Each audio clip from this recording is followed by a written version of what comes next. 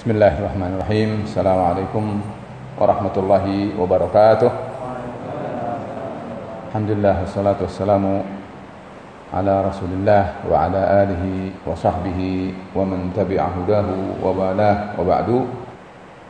Mudah-mudahan kita sempatkan beberapa menit untuk mendengar apa yang diwariskan oleh Rasulullah sallallahu alaihi wasallam kepada kita terkait dengan apa yang seharusnya kita ikuti dari Rasulullah alaihi salatu wassalam, terkait khususnya dengan al-amru bil ma'ruf wan nahyu 'anil munkar yang di akhir zaman ini adalah justru redup di dalam realitasnya. Melalui hadis sahih diriwayatkan oleh al-Imamu al-Bukhari juga al-Imamu Muslim, dari sanad keduanya berasal dari Ibnu Syihab Az-Zuhri dari Urwah Ibnu Az-Zubair dari Aisyah radhiyallahu anha istri Rasulullah sallallahu alaihi wasallam. Kata beliau, anna Quraisyan ahammahum sya'nul mar'ati allati saraqat fi ahdin Nabi sallallahu alaihi wasallam fi ghazwatil fathi, bahwa Quraisy itu merasa gundah karena adanya seorang wanita dari mereka yang mencuri. Ya. Lalu kemudian mereka ingin agar wanita ini tidak kena sanksi, atau minimal sanksi tapi tidak berat. Jadi mereka mencari, lalu saling mengatakan di antara mereka, kata mereka, man yukallimu fiha Rasulullah sallallahu alaihi wasallam. Siapa ya di antara kita yang berani menghadap Rasul sallallahu alaihi wasallam kemudian untuk mencari solusi supaya tidak seberat apa yang semestinya. Faqalu wa may yajtari'u alaihi illa Usamah bin Zaid hibbu Rasulillah sallallahu alaihi wasallam.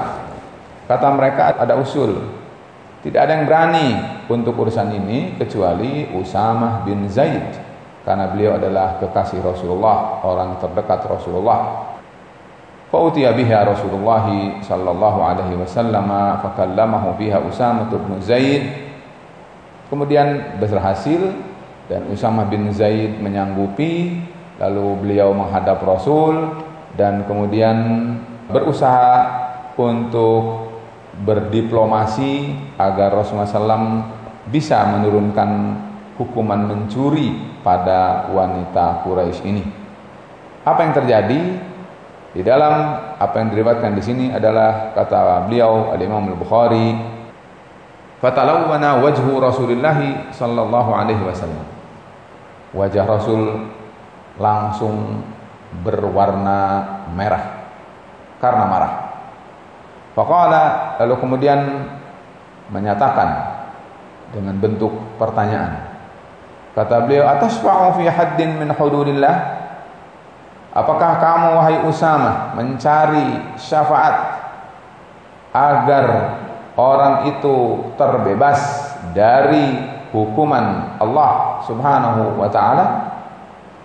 Faqala lahu Usamah, langsung Usamah kemudian berkata kepada Rasulullah, istaghfirli ya Rasulullah, wahai Rasul, mohonkan ampun untukku dari Allah subhanahu wa ta'ala. Aku mohon ampun, aku salah, dan karena itu ya Rasul, mohonkan ampun kepada Allah.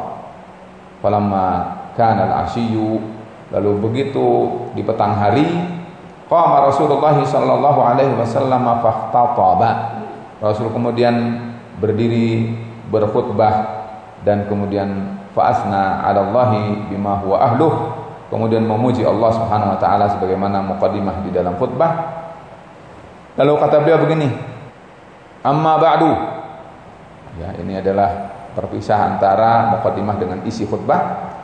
Kata beliau, fa innama ahlakal ladzina min qablikum annahum kanu idza sarqa fihim asy-syarifu tarakuh wa idza saraqa fihim ad-dha'ifu aqamu 'alaihi al-hadda wa inni walladhi nafsi biyadihi law anna Fatimah binta Muhammadin saraqat laqata'tu yadaha. Kata Rasul, sungguh penyebab binasanya manusia-manusia umat-umat sebelum kalian adalah apabila ada di antara mereka orang yang bermartabat, orang yang berdarah biru, orang berstatus sosial tinggi mencuri, mereka biarkan, tidak dihukum. Tetapi sebaliknya apabila yang mencuri adalah orang jelata, orang yang lemah, orang yang tidak berkedudukan, mereka kenakan sanksi. Demi yang jiwaku di tangannya, kata Rasul dalam bentuk sumpah, seandainya Fatimah bintu Muhammad, putrinya Muhammad, mencuri, akan sungguh aku potong tangannya. Tsumma amara bitilkal mar'atil lati saraqat, lalu diperintahkan pada wanita yang mencuri tadi, faquti'at yaduha, lalu dipotonglah tangannya, dan kemudian selesai. Ya. Jadi saya tunggu sampai di situ kisahnya.